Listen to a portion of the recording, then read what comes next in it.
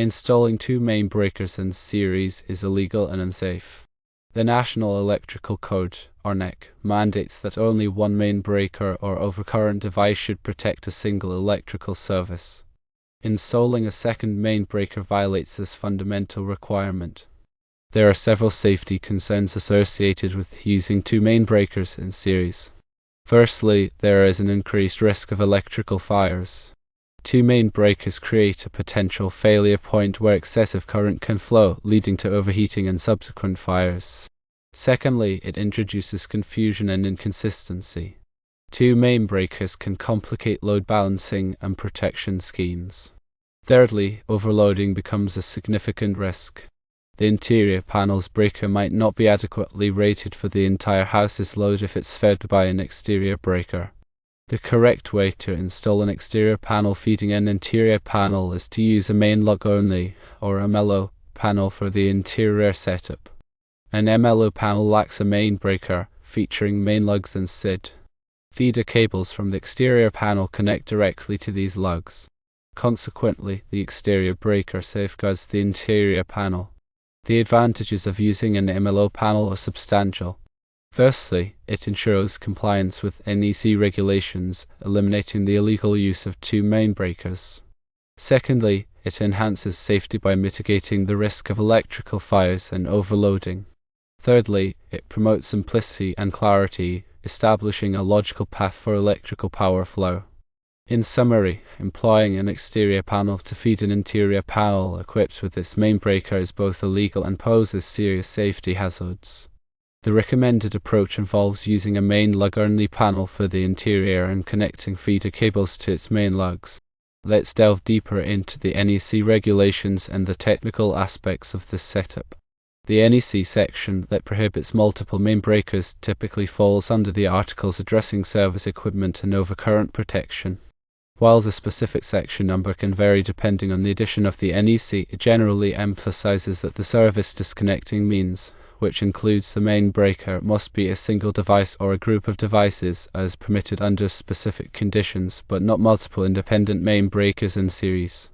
The primary rationale behind this rule is to ensure a clear and reliable means of disconnecting all power to the building in case of an emergency or for maintenance purposes. Having two main breakers complicates this process and can lead to confusion and potentially dangerous situations. From a technical standpoint, consider the potential for cascading failures. If the interior breaker trips due to an overload or short circuit, the exterior breaker may not trip simultaneously. This can result in prolonged exposure to excessive current, potentially damaging the wiring and increasing the risk of fire. Furthermore, the coordination between the two breakers can be difficult to achieve. Breaker coordination refers to the practice of selecting breakers with appropriate trip curves to ensure that the breaker closest to the fault trips first, minimizing the extent of the outage. With two main breakers in series, achieving proper coordination is challenging, and the upstream breaker may trip unnecessarily, causing a complete power outage. Now, let's examine the Main Lug Only panel in more detail. The MLO panel serves as a distribution point for electrical power without providing overcurrent protection at the panel itself. Instead, it relies on the upstream breaker in the exterior panel to provide this protection. The main lugs in the MLO panel are designed to accept large gauge conductors that carry the full load current from the exterior panel. These lugs are typically rated for the same amperage as the exterior breaker, ensuring that they can safely handle the current. When installing an MLO panel, it's crucial to select the appropriate conductor size for the feeder cables connecting the exterior panel to the MLO panel. The conductor size must be adequate to carry the load current without overheating, and it must also be protected against overcurrent by the exterior breaker. The NEC provides specific tables, such as Table 310.15, to determine the allowable ampacity of conductors based on their size, insulation type, and installation conditions. Additionally, the grounding and bonding of the MLO panel must be done correctly to ensure electrical safety. The grounding electrode conductor, which connects the panel to the grounding electrode system, must be sized according to NEC Table 250.66. The bonding jumpers, which connect the panel enclosure to the grounded conductor, must also be sized appropriately. Improper grounding and bonding can create hazardous voltage potentials and increase the risk of electrical shock. Another important consideration when using an MLO panel is the selection of branch circuit breakers. The branch circuit breakers protect the individual circuits that feed lights, receptacles, and appliances throughout the house. These breakers must be rated for the appropriate voltage and amperage for the circuits they protect. It's essential to choose breakers that are compatible with the MLO panel and that meet all applicable safety standards. Furthermore, the load on each branch circuit must be carefully calculated to ensure that it does not exceed the breaker's rating. Overloading a branch circuit can cause the breaker to trip, interrupting power to the circuit. In severe cases, it can also damage the wiring and create a fire hazard. To accurately calculate the load on a branch circuit, it's necessary to consider the wattage of all the devices that will be connected to the circuit. The wattage of most devices is typically marked on the device itself or in the manufacturer's specifications. Once the total wattage is known, it can be converted to amperage using the formula amps equals watts divided by volts. For example, a 120-volt circuit with a total load of 1200 watts will draw 10 amps. It's also important to consider the continuous load on a branch circuit. The NEC defines a continuous load as a load that operates for 3 hours or more at a time. For continuous loads, the branch circuit breaker must be rated for at least 125% of the continuous load current. This is to account for the additional heat generated by continuous operation. In addition to the technical considerations, there are also several practical aspects to consider when installing an MLO panel. Firstly, the panel must be located in an accessible location. This means that it should be easy to reach and should not be obstructed by furniture or other objects. Secondly, the panel must be properly supported and secured to the wall. This is to prevent it from falling or being damaged. Thirdly, a panel must be labeled clearly to identify the circuits it controls. This will make it easier to troubleshoot problems and to turn off power to specific circuits when necessary. Finally, it's essential to follow all applicable codes and regulations when installing an MLO panel. This includes the NEC, as well as any local codes or ordinances that may apply.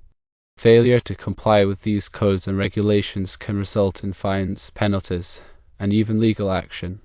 Now, let's address some common misconceptions about electrical panels and breakers.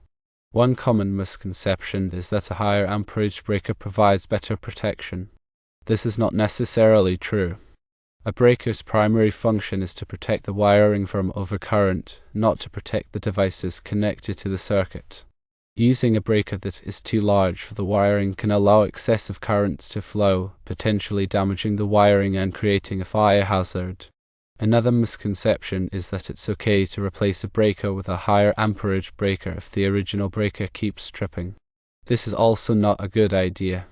If a breaker keeps tripping, it's usually a sign that there is a problem with the circuit, such as an overload or a short circuit. Replacing the breaker with a higher amperage breaker will only mask the problem and could potentially make it worse. Instead of replacing the breaker, it's important to identify and correct the underlying cause of the tripping. This may involve reducing the load on the circuit, repairing or replacing damaged wiring, or installing a dedicated circuit for a high-demand appliance. Another important aspect of electrical safety is regular maintenance. Electrical panels and breakers should be inspected periodically for signs of damage, such as corrosion, loose connections, or overheating. Any damaged components should be replaced immediately by a qualified electrician. It's also important to keep the panel clean and free of dust and debris.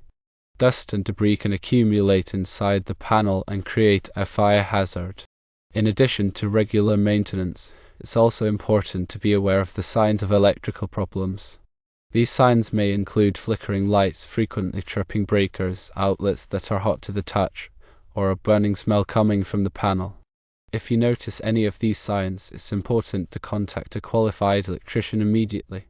Ignoring electrical problems can be dangerous and could potentially lead to a fire or electrical shock. Finally, it's important to remember that working with electricity can be dangerous.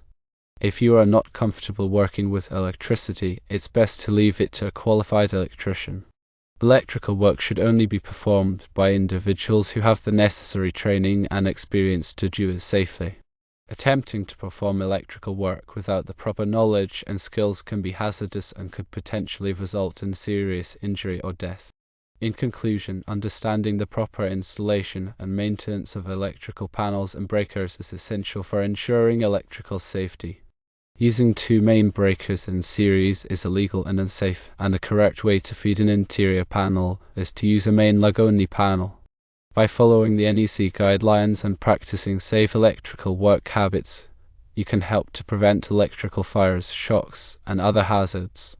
Always consult with a qualified electrician if you have any questions or concerns about electrical safety. They can provide expert advice and perform any necessary electrical work to ensure that your home or business is safe.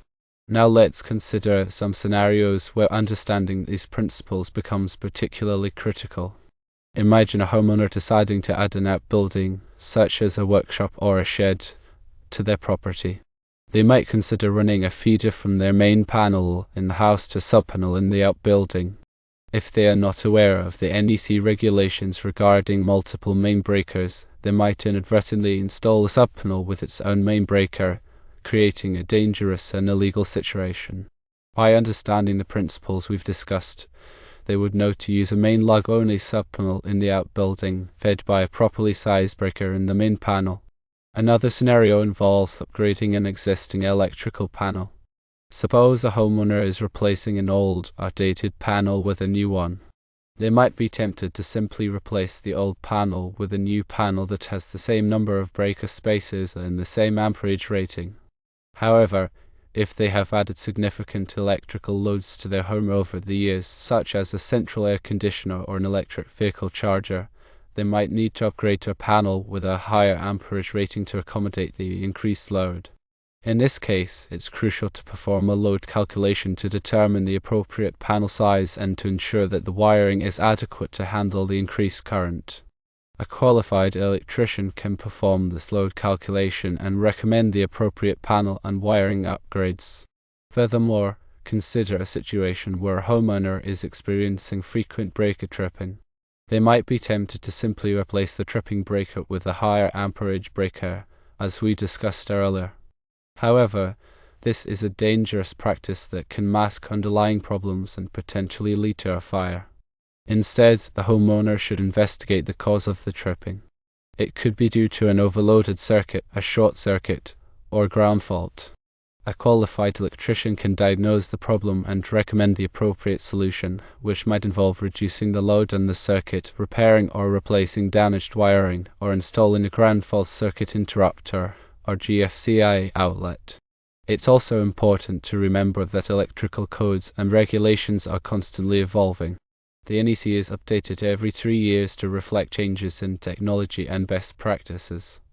It's essential to stay up to date in the latest codes and regulations to ensure that your electrical system is safe and compliant. You can access the NEC online or through your local library. You can also attend electrical safety training courses to learn about the latest codes and regulations and to improve your electrical skills. Remember, electrical safety is not just the responsibility of electricians. It's everyone's responsibility to be aware of the risks and to take steps to prevent electrical accidents. By understanding the principles we've discussed and by following safe electrical work habits, you can help to protect yourself, your family, and your property from the dangers of electricity. Finally, always remember to turn off the power before working on any electrical circuit. This is the single most important safety precaution you can take. You can turn off the power by switching off the breaker that controls the circuit you are working on.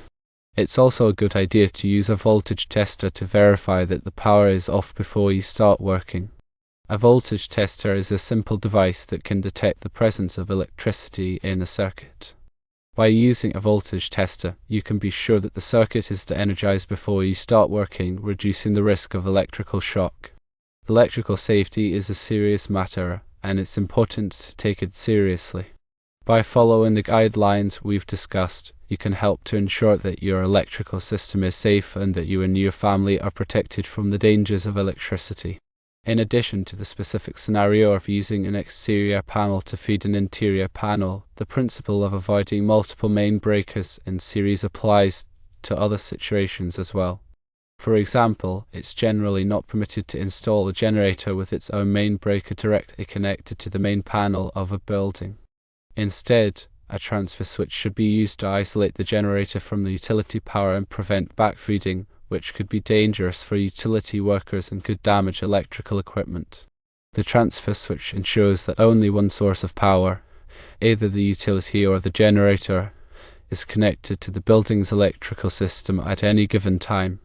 Similarly, when installing a solar photovoltaic or PV system, it's important to follow the NEC guidelines for connecting the PV system to the electrical grid.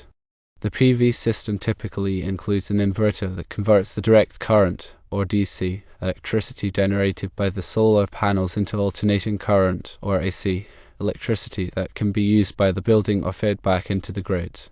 The NEC requires that the PV system be connected to the grid through a dedicated breaker in the main panel or subpanel, and that the connection be made in a way that prevents backfeeding and ensures the safety of utility workers. In some cases, a rapid shutdown system may be required to quickly de-energize the PV system in case of an emergency. These are just a few examples of how the principles of electrical safety and code compliance apply to various electrical installations. The key takeaway is that it's crucial to understand the NEC regulations and to follow safe electrical work practices in all situations. Always consult with a qualified electrician if you have any questions or concerns about electrical safety, and never attempt to perform electrical work without the proper knowledge and skills. By taking these precautions, you can help to ensure that your electrical system is safe and that you and your family are protected from the dangers of electricity.